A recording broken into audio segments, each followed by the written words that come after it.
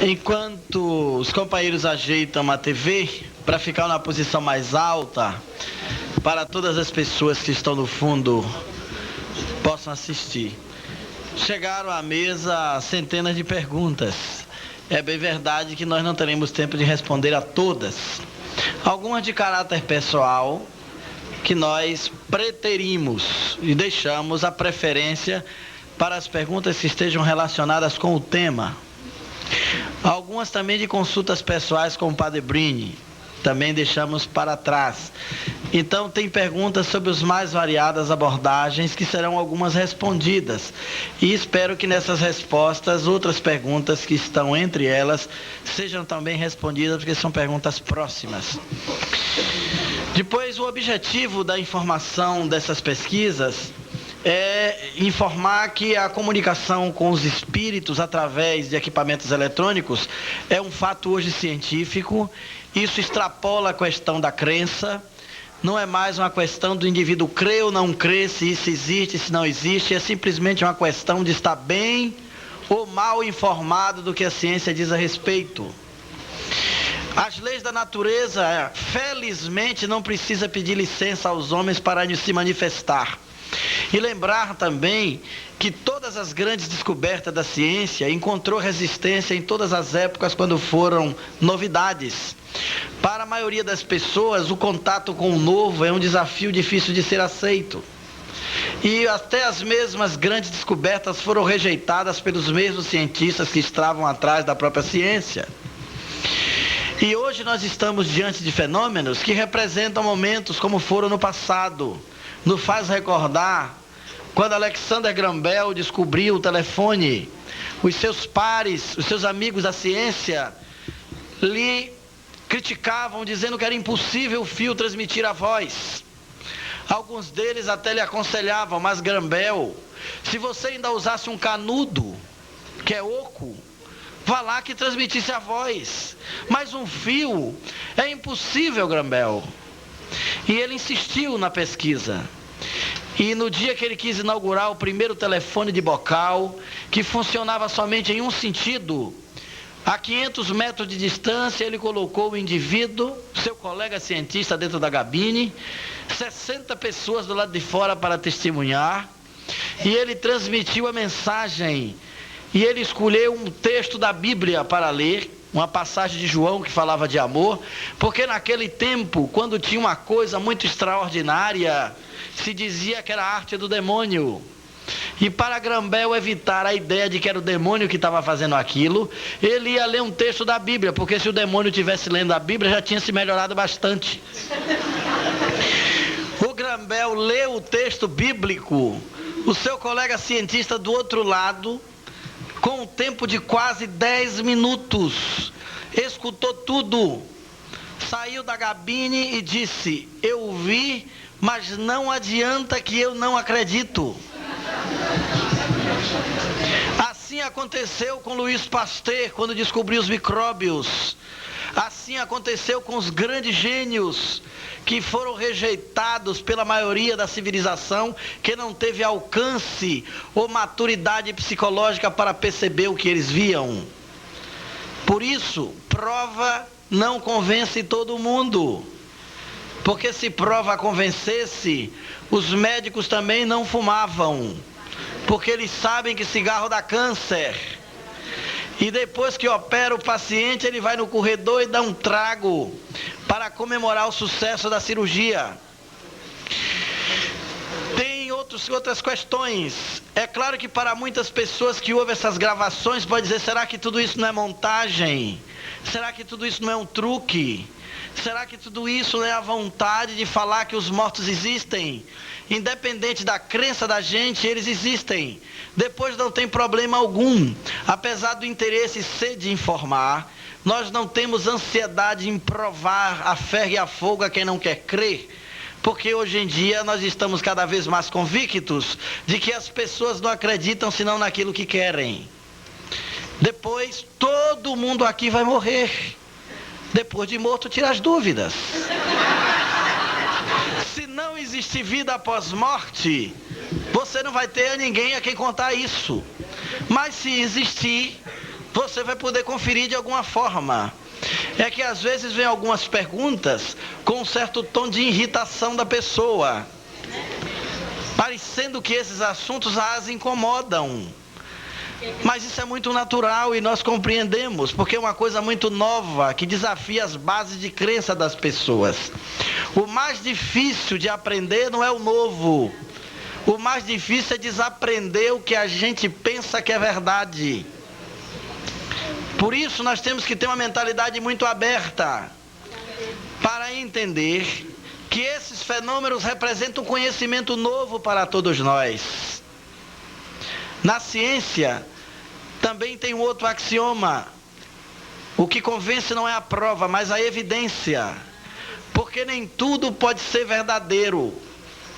Aliás, nem tudo que é verdadeiro pode ser provado, e nem tudo que é provado pode ser verdadeiro. Você pode provar com toda certeza que um fato não existe, e pode ser o contrário, provar que não existe o fato. Portanto, o que importa na ciência são as evidências. A transcomunicação constitui evidências espetaculares. Essas simples vozes que aparecem com ruído de fundo é o marco de uma nova possibilidade científica. Aqui na Terra, as primeiras comunicações de rádio também tinham ruído. As primeiras televisões eram de válvula. Os primeiros telefones só faziam ligação pela telefonista. E era tudo muito dificultado. Mas pouco a pouco foi se melhorando tudo. É claro que daqui a algumas décadas, a comunicação com o além fará parte da linguagem do cotidiano de todas as pessoas. Dá esperança àqueles que perderam seus entes queridos, é um consolo, por saber que a morte não nos mata, que é apenas uma transferência para outras dimensões, de que nosso corpo é apenas uma veste, e que nós não somos somente matéria, mas sim uma alma que na matéria habita. É um assunto que a ciência está tocando. Quem diria que a ciência ia tratar de espiritualidade até o final desse século? E por um passo largo, a ciência alcançou esses assuntos. Vocês viram o padre François colocar uma variada nomenclatura de cientistas envolvidos nisso. Esse é um trabalho dos cientistas. A posição da igreja é de encorajar essas pesquisas, porque isso é importante para solidificar a fé cristã na vida eterna. Portanto, as pessoas às vezes queriam que a igreja desaprovasse, que a igreja dissesse que não existe. A igreja já cometeu alguns erros, hoje a igreja avançou muito. De que adiantou dizer que Galileu estava errado, quando ele disse que a terra girava em torno do sol? Porque as escrituras diziam que Deus fez o sol parar no firmamento, a terra não podia girar. Depois o Galileu teve problemas, porque o Galileu, descobrindo que a terra girava, os crentes e católicos pensavam que o céu estava em cima e o inferno embaixo. E Galileu disse: os pecadores fiquem tranquilos, porque a terra gira. E quando ela girar, quem está no céu dá uma volta pelo inferno, quem está no inferno dá uma volta pelo céu. Ele foi preso e foi condenado. Teve que desmentir tudo o que disse. 500 anos depois, o Papa João Paulo II reconheceu a inocência de Galileu Galilei. A essas alturas, Galileu Galilei nem fazia mais questão disso, porque todas as crianças das escolas primárias do mundo inteiro sabem que a terra gira. Então o que acontece? É uma coisa muito positiva ouvir a voz de um padre católico garantir essa fé na vida eterna das pessoas, mostrar positivamente que essas pesquisas são autênticas. Às vezes, se isso viesse de outras pessoas, os cientistas talvez não tenham nem interesse em alcançar essa mensagem de esperança nesse final de século, numa época em que se fala da destruição do planeta. Assistimos 16 guerras do mundo, pestes, epidemia, despossuídos, miséria, fome, AIDS, crianças abandonadas, camada de ozônio sendo aberta. A gente assiste tanta mensagem de tristeza E esse é um assunto que nos dá um novo alento, porque fala de todos nós, de quem somos nós, o que é que nós estamos fazendo pisando aqui no chão do planeta, o que significa estar na Terra, o que significa esse estágio de vida da gente, para onde nós vamos depois que morremos, o que significa morrer. Quantas coisas extraordinárias, há um tesouro de conhecimentos oculto atrás dessas verdades. Isso é apenas a ponta de um grande iceberg. Talvez a transcomunicação no futuro esteja entre as descobertas pacíficas da ciência, entre as contribuições que mais ajudarão a humanidade.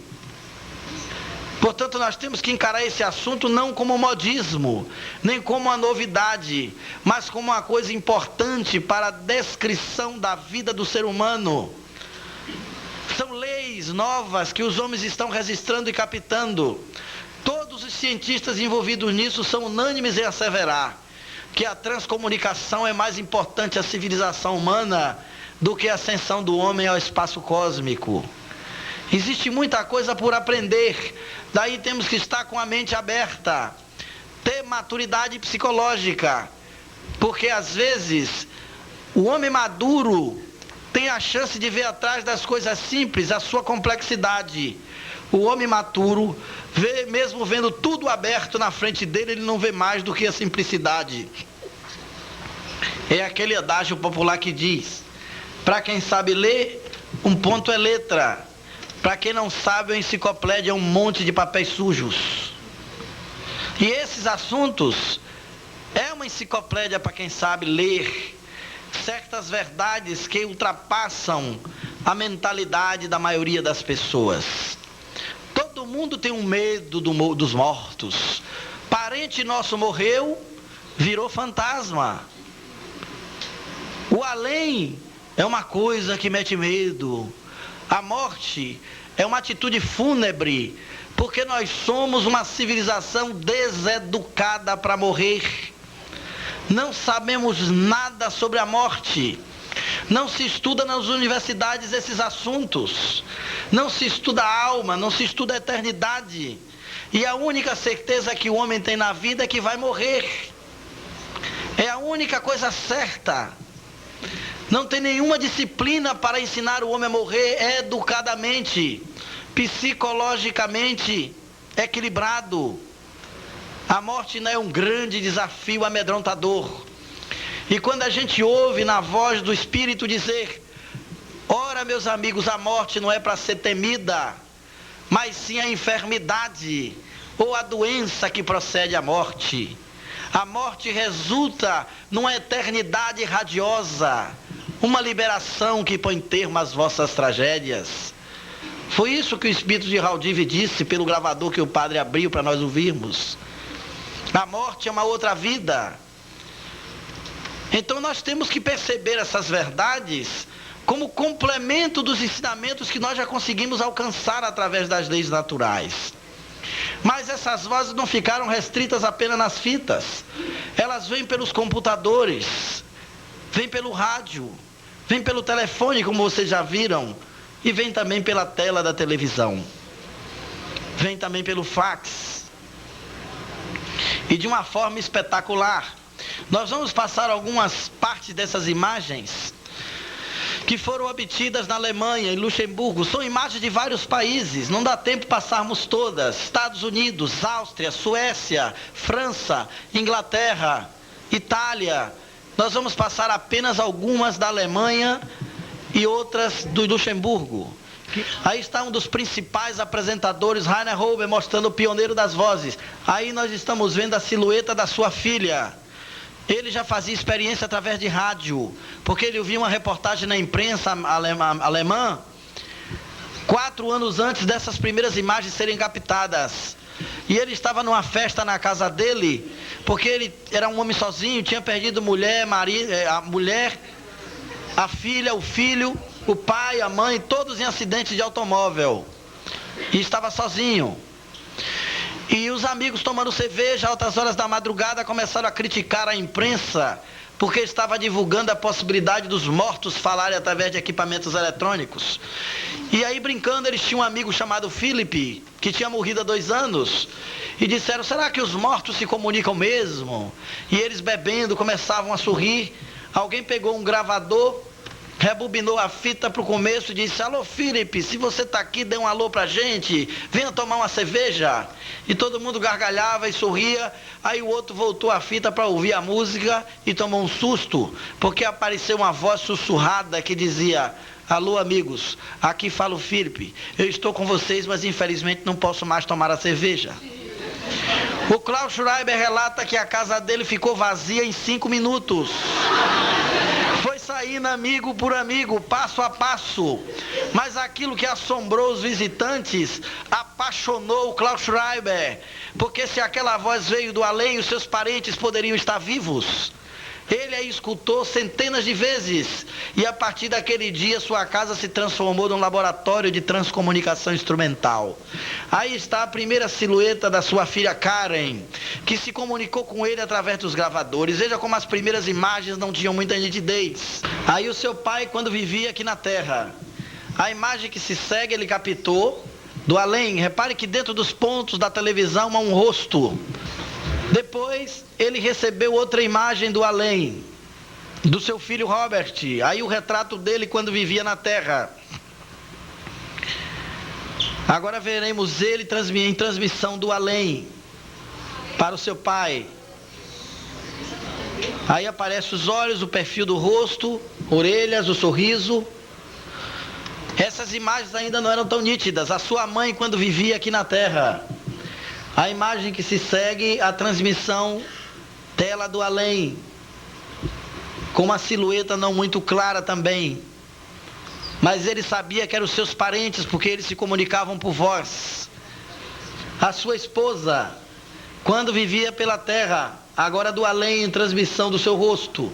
O engenheiro Martin Wenzel, da cidade de Aachen, cientista da transcomunicação instrumental, responsável pelo sistema de comunicação do aeroporto, se aproximou do Klaus Schreiber. Esse homem era um cético, não é cristão, não era espiritualista, e foi convidado a fazer exames técnicos nos aparelhos. Os espíritos deram informações a ele e ele foi melhorando as imagens a partir do equipamento que construiu. Aí uma imagem da atriz Romy Schneider. O rosto vai se formando como um leite que vai coagulando nos pontos luminosos. Olha o rosto da atriz num ponto mais configurado, de perfil. O rei da Baviera, Ludwig II, que anunciou por voz, e lá em cima aparece o perfil do rosto dele na tela, ao lado direito da televisão. Aí uma amostragem do equipamento, como funciona. 2 televisores em circuito fechado. A câmera fica sensibilizada. Ele está mostrando que a mão dele, ao se aproximar da câmera em qualquer posição, muda o sinal na tela da televisão. Fica o sinal da câmera na TV, a TV no vídeo, o vídeo na TV. Uma lâmpada infravermelha, pedida pelos espíritos, para ionização dos gases atmosféricos, principalmente a 71% de partícula de nitrogênio. A ligação dos equipamentos de voz acoplados à televisão, sensibilizada, a quantidade de fitas, de gravações que ele fez durante muitos anos. Aí os espíritos anunciam a aparição de outro rosto. Veja que aparece a silhueta de um rosto sem definição. Agora o rosto de Einstein se projeta. Vemos os olhos, o perfil do rosto, o nariz, um outro rosto de mulher. Repare como a imagem vai se fechando como um leite que vai talhando na tela.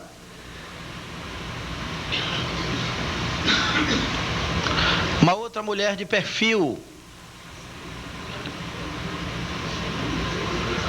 Uma mulher que dá um sorriso como se fosse um sorriso de sogra. Uma outra mulher com uma criança. O espírito de uma mulher chamada Hannah Bushbeck, que morreu com 74 anos de idade e volta do além com fisionomia rejuvenescida. Ela descreve um movimento no vídeo, aparece rapidamente, e os pesquisadores, depois é dito em câmera lenta, vocês vão ver a imagem dela se formando pouco a pouco. Pouco a pouco a imagem vai se construindo. O sorriso dela se formando, o movimento com o rosto para cima, prestem atenção, os lábios se fecham quando fala a palavra liber. O movimento com o rosto e os pontos fecham, um momento em que ela parece mais nítida. Se fosse um parente nosso, qualquer um reconheceria. Aí o rosto de um homem que morreu em 1881 aparece em movimento. Jamais ele poderia ter sido filmado na Terra, porque não existia fita de cinema nem de televisão. Só apenas existia fotografia. Ele deu todos os dados pessoais dele. Olha o movimento com o rosto. Saint-Clair Deville, descobridor do alumínio, amigo de Louis Pasteur. Paisagens do além. Árvores e montanhas ao fundo.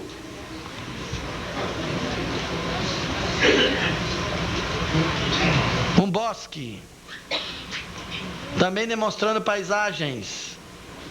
Alter, secretária também de um espírito chamado Technician. Ela se comunica diversas vezes por rádio, por televisão, por computador. O pesquisador que construiu um gerador de vozes para conversar com os espíritos. A esposa dele é quem falou pelo telefone. Aí os vídeos de Adolf Holmes, na Alemanha, de 89 a 93. Uma imagem sem definição, mas que tem voz. Transmitida da estação central do além. Lá, com a nossa participação, recebi também olha, um rosto de um homem.